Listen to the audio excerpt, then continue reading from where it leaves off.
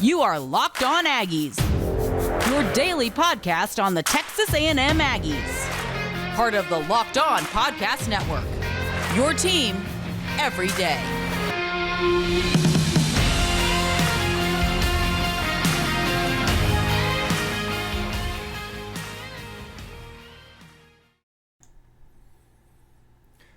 All right, we're here with Joey Ikes from LockedOnAggies.com. You can see the logo on the top of the screen. We are getting ready for Ole Miss and Texas A&M. And you know what, Joey?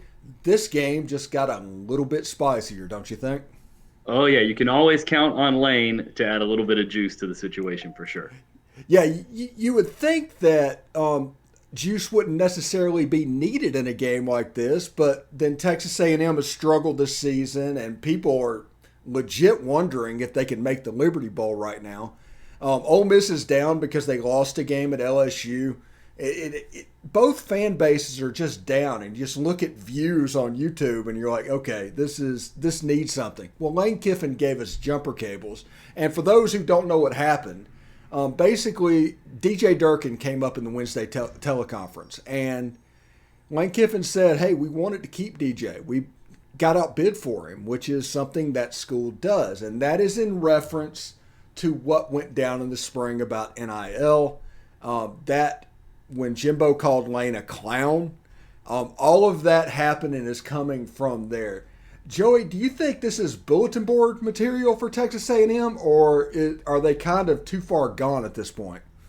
I mean, I think at this point, if A&M needs some sort of bulletin board material, they're doing a whole lot of things wrong. I mean, they're 3-4 at this point. Like you said, they're fighting for the opportunity to play in any bowl, much less playing in a New Year's Six bowl or a college football playoff like they thought they might be at the beginning of the year. So if this turns into bulletin board material, I think Jimbo's struggling a little bit more than we might even think he is at this point. Just because if you need Lane Kiffin to say something before a game that, it's their first game at home in something like 42 days, Ole Miss is obviously a really good team this year, and it lost a little bit of luster with Ole Miss losing to LSU last week. You don't have the undefeated top 10 team coming to town, but it's still a really big game. And if they needed Lane Kiffin to talk about their defensive coordinator and to talk about their boosters and stuff like that to get them revved up for the game, there's more problems in College Station than we even know with it. Yeah, and speaking of problems in College Station, there's some stuff that's happening there, not necessarily good. 2 offensive linemen are injured and out for the year. 3 or 4 freshmen have been suspended indefinitely, including I think a freshman midseason All-American by PFF. Yeah. And there's boosters basically trying to find millions of dollars in couch cushions just to try, what are we going to do? What is going on in College Station right now? Yeah, that's a great question. I think one of the things that happens, with these guys that we forget a lot of times is these guys come into school and they're 18 years old or 17 years old, some of them. And I remember what I was doing when I was 17 or 18 years old. And if I was under the spotlight, some of these guys are under. I don't know that I'd like for my decisions to be broadcast the way some of these are. But, yeah, they had so far there's been 3, actually suspended true freshmen that were suspended for some actions in the A&M locker room that Jimbo Fisher didn't appreciate, that apparently was handled by the team. And there was a suspension issued to a couple of players earlier in the season for the Miami game because some guys missed curfew. And when they handed down those suspensions, Jimbo Fisher took the conversation to the veteran leadership of the team and said, hey, guys, what do you think we should do here? This is the scenario. How do you guys think we should handle this? And they said, you got to suspend him. You got to help him learn. Unfortunately, one of those guys was also one of the guys who was suspended this week. So one of them, it really seemed like got the message. That's Evan Stewart. He's their second best offensive player at this point. He's played really well this year. The other one, Chris Marshall, doesn't seem to have gotten the message quite so much. And he was involved in this scenario in the locker room as well. So there, like you said, there's just a lot going on in College Station right now. It's tough when most of these guys are super successful in high school because they're the best player in the state or something like that. And so they just run through their high school seasons. And then they get to college, and especially when you don't have success right away, even if you're playing a lot, which a lot of these freshmen are, if the team doesn't have success right away, a lot of times it's hard for these young guys to stay bought in and to continue to work hard throughout the process. And I think that's sort of what you're seeing right now. Some of these guys are looking around in October, and the season doesn't mean nearly as much as they thought it would when they showed up in College Station. Yeah, there's a rumor that was going around Twitter yesterday that some of the players is actually trying to recruit current other players in good standing into the transfer portal. And that's kind of what the impetus was. Is there any truth to that?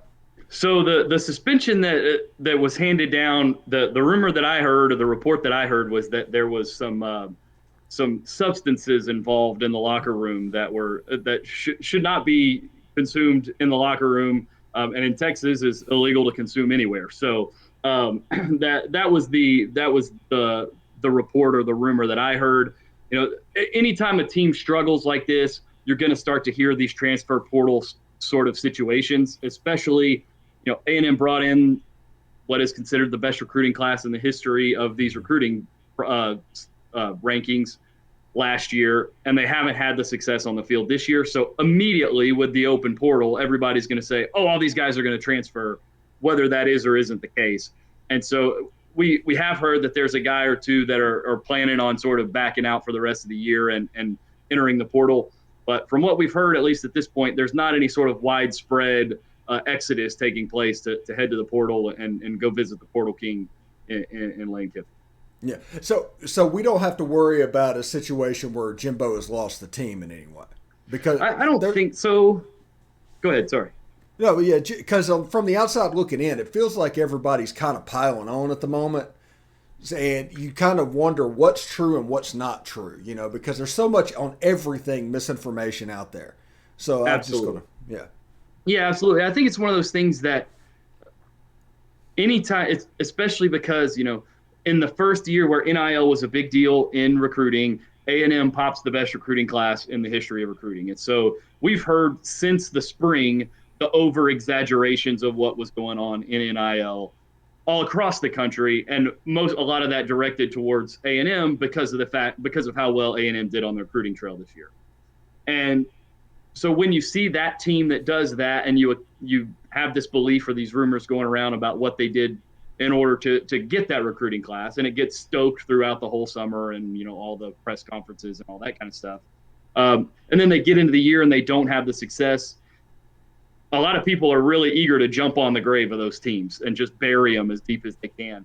And especially because Jimbo didn't really back away from what they were able to accomplish. He didn't really, you know, he didn't take the humble high road of, you know, we're just excited about our guys and da-da-da-da-da. He stood up and took some shots back at some of the folks that took shots. And so anytime you see that, you're going to get these guys who are really eager to jump on the grave. And I think that's a little bit about what's going on now, is just that people are really, as kind of sad as it sounds, they're really excited to see A&M struggle in a year when a lot of A&M folks felt like it was time to take the step to 9 or 10 wins to get ready for 2023, to take the steps to 11 or 12 and maybe a college football playoff. You know, why can't Jimbo get the quarterback situation right? I think Jimbo asks his quarterbacks, and I talked about this on my show yesterday, actually, with one of my coworkers. I think Jimbo asks quarterbacks to play on hard mode. And if you look back at Jimbo's history, the best illustration of what he wants his offense to be was back at Florida State when he had Jameis Winston playing quarterback. And say what you will about what Jameis has become in the NFL, but when he went to the NFL, he was playing very high-level, sophisticated quarterback. And so what Jimbo wants to do is he wants to put a ton of decision-making in the hands of the quarterback after the snap. And he wants to use, you know, traditional 3- and 5-step drops and make him read out a progression through 3 or 4 reads, find the right guy and make the throw. And when you have the guy who can do that from a process standpoint, it can work really well. But if you don't, you got to find a way to make things easier for him. And I think usually when I hear a coach talk about how we're not executing the right way, the way that I read that is we're putting a lot on our players' plates to be able to do, and they're not handling it very well. And as a fan or media member, I kind of say we need to back off of what we're asking them to do and make it easier for them to execute, as opposed to just going to the press every week and saying, We need to execute better. We need to execute better. The plays were there. We need to execute. Because if the plays are there but they can't execute them, then they're not really there in practice. I think that's what's going on. I think Jimbo just asks a little bit too much of his quarterbacks at times, and it turns into a problem for those guys. All right, whenever we come back, we're going to get into the game tomorrow. We're going to talk about Devon Achane. We're going to talk about the Ole Miss run defense. That's the primary key to the game. But first, I do want to tell you about my friend Jimbo. He'd hide in the office bathroom every 30 minutes to dry off his armpits so no one would see the sweat circles under his arms. He finally has his life back because of Sweat Block. Jimbo was able to fix his problem with Sweat Block. It gives you confidence to wear what you want to wear without embarrassing underarm sweat and boosters breathing down your neck. The Sweat Block wipes are featured and tested by Rachel Ray on her show by firefighters. If you or somebody you love are experiencing embarrassing sweat or odor, try Sweat Block. Save 20% with promo code LOCKEDON, that's 2 words, at sweatblock.com. It's also available at Amazon. All right, thanks for making the Locked On Ole Miss and Locked On Aggies podcast your first listen every day. We are free and available wherever you get your podcast, including iTunes and Spotify. Do us a favor, leave a 5-star review. You can say whatever you want to say. Just leave a 5-star review. That way, whenever somebody searches Ole Miss podcast or Texas A&M podcast, the Locked On Aggies show or the Locked On Ole Miss show comes up, and that'll help us out in the Google machine. We appreciate that very much. I'm here with Joey Ikes. We're going to start talking about the football game finally, and there's really one key in this game, I think. Texas A&M offensively has been Devon Achane and the rest. That's kind of their identity this year. The last 3 weeks, Ole Miss has leaked on run defense, and teams have been able to take advantage of that. So this weekend, the key to the game, in my opinion, will be, will Lane Kiffin and Chris Partridge be able to duct tape that run defense up, or will Devon Achane have a big game? Because the way I see it, if Ole Miss can hold Achane to 90 to 120 yards, just a normal day, I think Ole Miss can potentially win this game. If Devon Achane goes off, Ole Miss will lose this game. That's how important this is. Yeah, absolutely. The thing that A&M has struggled with more than anything else throughout the course of the season has been building any sort of consistency on the offensive side of the ball. And so the only real consistent aspect of their offense, like you mentioned, has been Devon Achane. And just to illustrate how much he really is the entire offense, he has over twice as many total scrimmage yards as any other player on the A&M offense. The only guy within 400 yards of him is Evan Stewart, who has almost exactly 400 yards less than Devon Achane has. So it literally is Devon Achane and the rest, like you said. And he does it as a receiver. He does it as a runner. And so if he also does it as a kick returner, where he's one of the best in the country too. So the games where A&M is able to put up points when they happen, which isn't very often, it's from Devon Achane, who has 5 touchdowns on the season, and nobody else on the team has more than 2.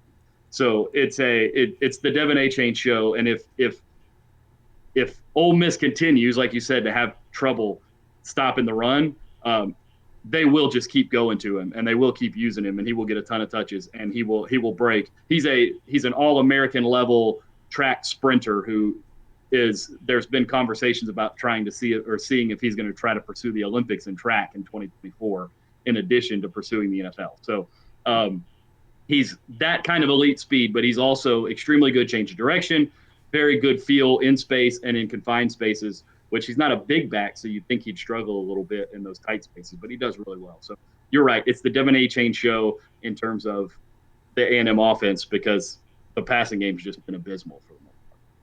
Now, has Devon Achane, his success running the football, is it mostly outside? Is it mostly inside? How does that look? So a lot of it is outside just because of the speed. Like, he can get to the corner, and the way he can mess with defenders' angles at the edge is really remarkable. But he's also incredibly good on inside zone type runs where you have to cut back.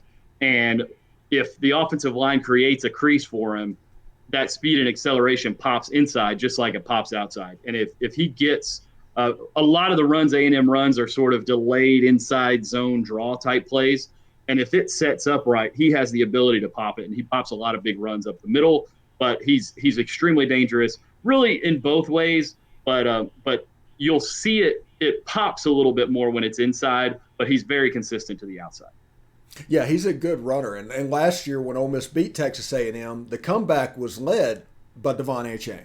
Mm-hmm. It was because of him that they were able to get back in that game. So there's going to be a little bit. And then you have DJ Durkin and Lane Kiffin, who each know one another's weaknesses. So Absolutely. You're going to see Ole Miss do things that DJ Durkin hates when other teams do, and you're going to see DJ Durkin do things that Lane Kiffin hates when other people do. So there's a lot of interesting stuff. Let's flip side of the ball before we get into our protection segment and go into the third segment like that. Texas A&M's run defense has not been particularly good this year, right?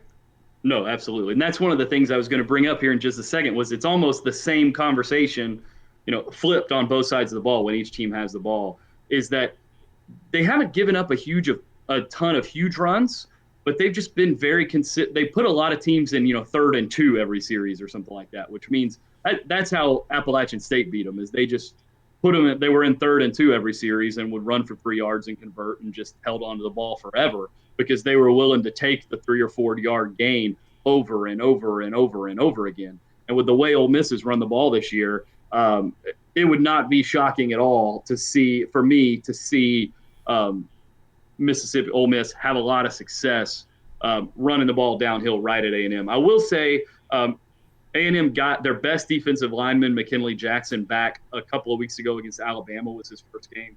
And it's been a lot better on the ground since then. He's a 325-pound nose tackle who's, he is their best defensive lineman. And so having him back makes a big difference, but they've still given up way too many rushing yards per game this year, and probably will continue to do that this week against a good Ole Miss running game for sure. Now, part of that is A&M's defense and their roster, they are supremely talented. Lane Kiffin called them a top 5 team in the country talent-wise, if you just look at their roster. Now, is there struggle in the run game because they are so pass defense heavy? Yeah, I mean, I think there's been a lot of – we spent 2 or 3 weeks in Aggieland talking about 3-man fronts versus 4-man fronts, and the DJ Durkin's playing the wrong front, and they're giving up all these yards on the ground because he's playing 3-man fronts and all that kind of stuff. And so I think you could argue that they're willing to give up the 3 and 4 or 5 yard run to not give up the 40-yard pass or the 20-yard pass. But in a game like this against a team for Ole Miss that is really run heavy, both in terms of attempts and in yardage and production, I think we've seen them make some adjustments the last couple of weeks that get a little bit better. But I think the main struggle for this defense is that they're extremely talented, but they're extremely young. Like there's a 17-year-old who's supposed to be in high school still, who's playing a significant rotational role as a defensive end on this team, who reclassified into the 22 class to go to A&M this year. And so, he should be a senior in high school, should be one of the top players in the 2023 class, reclassed in April. His name's LT Overton.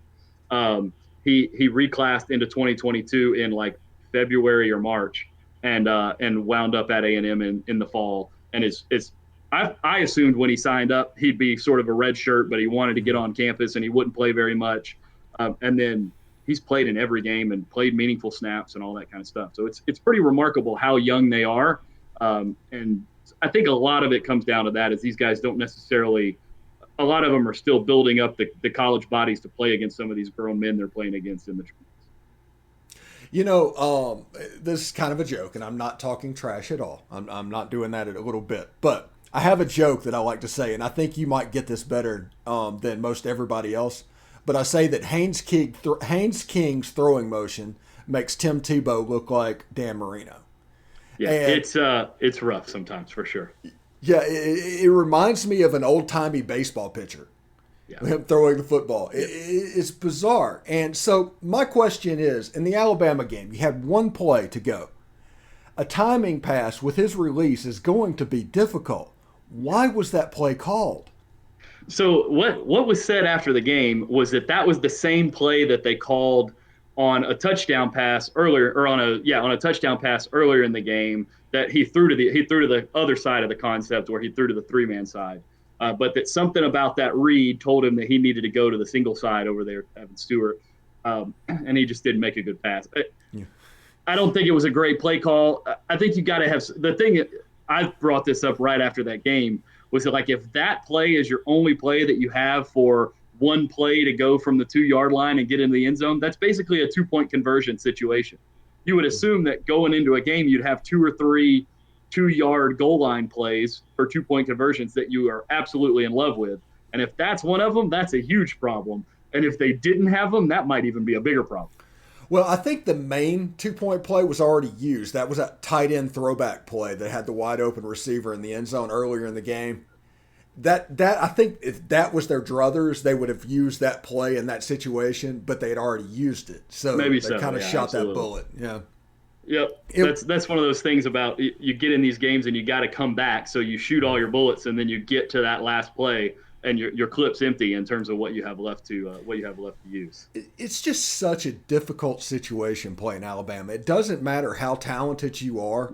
They just pressure you on so many different levels at all parts of the game. I mean, The coach is feeling it. The quarterback's feeling it. Heck, the slot receiver's feeling it. It's just absolutely. It's like a boa constrictor thing go. And if you can fight that and get the win, that's the reason people celebrate it so much, because we have 15 years of seeing that now. Yep, and absolutely. Yeah, you went through it last year when Zach Calzada pulled out the unthinkable. I went through it in 14 and 15. And, and Johnny Manziel, that's the reason I think people take those wins over Alabama so big, because of all the pressure they put on you on all the players. Not to mention, they're probably the most talented team on everybody's schedule. The only person that's close to them is Kirby Smart in Georgia. So, hey, congratulations for even getting to that situation to where you have that passed. And hopefully after the A&M game, after the bye week, Ole Miss can be in a similar situation as well. But we're going to take a short break. When we come back, we're going to talk about what we're watching in this game, and we're going to give our predictions as well. So stick around. All right, thanks for making the Locked On Ole Miss and Locked On Aggies podcast your first listen every day. We are free and available wherever you get your podcast, including YouTube. Do us a favor, subscribe to the YouTube channel, hit the bell for notifications, and, of course, participate in the conversation by commenting below and upvoting the video as well. I'm here with Joey Ikes. We are talking Ole Miss and Texas A&M. We had a little gasoline thrown on the fire yesterday when Lane Kiffin decided to be Lane Kiffin, which, once or twice a year that happens. But it's an interesting situation. Now, I tell people all the time, I'm a homer. I can look at it objectively and I have problems, but I'm a homer. So I look at this game and I think Ole Miss is going to win this game. I think Ole Miss is going to win this game because I think their run offense can take advantage of A&M's run defense. And I think they will put enough of a Band-Aid on to where Devon Achane, he has to come out of the game eventually. Ole Miss has 2 or 3 guys they can put back there. Achane is only one guy. And just those numbers is the reason I think I'm leaning Ole Miss in this game. What about you? Yeah, I tend to agree with you in that, and this has just become my core belief about this A&M team over the course of the season. I just don't think they can score enough to compete with good teams. And so it's just one of those things that until – and there's a little quarterback situation going on where Haynes King got hurt in the second half against South Carolina, and Conner Weigman, who everybody has wanted to see for a few weeks now, got out there. And you talked about Haynes King's throwing motion and the way the ball looks coming out of his hand, and it was just stark how different it looked, especially because it literally happened within a series, and Haynes King rolls out and throws the ball and hurts his shoulder, and nobody wants to see a guy get hurt. And then Conner Weigman comes into the game, and it's a 2nd down and 10, so they got to throw the ball twice. And he comes out and throws 2 strikes immediately, bam, bam, and 2 back-to-back plays. Guy gets tackled short of the sticks on 3rd down, so they don't convert. But it was stark how different it looked. And so, but unless Conner Weigman comes in and winds up starting this game, and they show a bunch of different things on offense, I just don't think A&M can score. And I think, like you mentioned, Lane threw some gasoline on the fire, and we know Lane has the ability to dial some things up whenever he wants to put on a show, and he won't he's not the kind of guy who's going to take his foot off the gas pedal whenever he wants to score a bunch of points on somebody and send a message either. So I just have a feeling A&M won't be able to score with Ole Miss, and that Ole Miss will wind up winning. Sure. Part of it makes me think if Lane Kiffin did what he did on Wednesday, he's supremely confident. He's seen something on film. Yeah. To where he feels like it's going to be okay. Now, it could absolutely backfire. It's a football game. Anybody can win the game. Nobody is going to go 100% on the predictions. If I could, I would be Biff Tannen. There you go. Yeah. But Conner Weigman, right before we get to our predictions, Conner Weigman, he's a good little quarterback, isn't he? Yeah, he is. And it's one of those, like we mentioned earlier, Jimbo asked his quarterbacks to sort of play on hard mode. But he's been talking since camp about how good Conner has looked and how much they trusted Conner if they needed to play him. That they were trying to play the veterans because they're trying to win a lot of games this year. But they were trying to play the guys who'd been around because of the fact that the system is what it is. But they trust him, and they came out and they made a comeback on South Carolina with Conner Weigman as the quarterback and got to another point where they had plays to throw the ball in the end zone to try to score a touchdown. To win the game, weren't able to execute, but that's a Hail Mary. That's the kind of stuff that happens. But yes, I think they have a lot of confidence in Conner Weigman, and he, I think it's merited and it's granted to the confidence that they have in him. And I think that you got to have some sort of life in this offense to save this season and to save recruiting going forward. They have 0 offensive skill players or quarterbacks in their recruiting class for 2024. No running backs, no tight ends, no wide receivers, and no quarterbacks because nobody wants to sign up to play in an offense that looks like this one looks. So they're trying to save a lot more than just a Liberty Bowl berth right now with their offense. So that's a big story for sure going into the game. So thinking about how close is Jimbo to just playing the kids? He's been playing the kids throughout the whole season. Like the freshmen have played a ton. Cam Dewberry, one of the offensive linemen, got his first real action against Alabama and then started against South Carolina. They played 9 true freshmen on defense in the first week of the year, and they played a ton of them throughout the year. They played a bunch of the young kids. I think that's part of why things have been so inconsistent is these guys trying to sort of find their footing.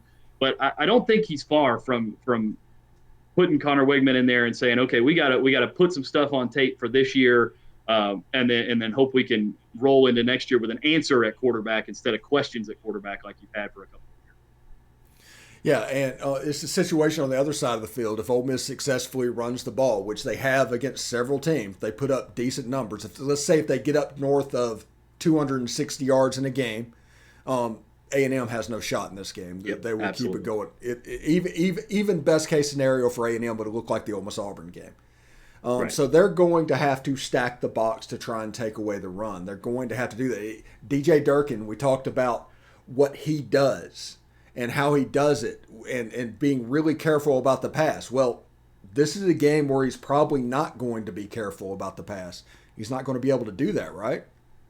Yeah, I think you're right. And even if they start in light boxes, these guys, the safeties that they have and the slot players that they have, they're going to have to be supremely keyed in on coming downhill for the run, which, then makes them susceptible to play action and all that kind of stuff. So it's going to be interesting to see what Durkin does in his first matchup with his old boss and how they sort of handle that dynamic, considering, how productive Ole Miss has been against the run or as a running team. And then what they know that their offense isn't going to just put up huge plays and score a bunch of points, even if they only have, 25 minutes of time of possession. So they're going to feel like they can't just let Ole Miss hold on to the ball and move down the field and kind of control the game like that. They're going to feel like they have to put pressure on them and really try to generate some big plays, which they've been pretty good at this year, and it's sort of saved the team's bacon a few times for sure. Yeah, it's a good team. A&M is probably the second most talented team of players that Ole Miss is going to play. This season just hadn't really worked out for them. Absolutely. Joey, what is your score prediction for the game? I don't know. That's a great question. I think it probably winds up being somewhere in the neighborhood of Ole Miss 31, A&M 24 or something like that, which 24 would be up there with A&M's highest scoring production of the season, which is telling. But I think it winds up being about a touchdown win for Ole Miss. It'll be close because it's at Kyle Field in College Station. But I think the Ole Miss offense will wind up being too much for the A&M offense to keep up with. And I think Ole Miss probably wins 31-24. Yeah, I think that Zach Evans hopefully will be back for this game. He's a Houston kid. He's going to want to play in this game against A&M because they're right down the road. I think he's going to perform pretty well. He does really well on the outside zones, kind of like Devon Achane does as well. I think I'm looking at a 27-20 or a 34-27 type game as well. So we're kind of right there. That feels about right. Absolutely. All right. Joey Ikes joined us today. Thank you very much for doing that. This crossover is going to go up. Give Joey a subscribe if you're watching on the Ole Miss page, and if you're not an M fan, come over and see me as well. Absolutely. I'm a super homer, but I'm a fairly nice guy. There you go. But anyway, for Joey, I'm Steve. We'll see you next time.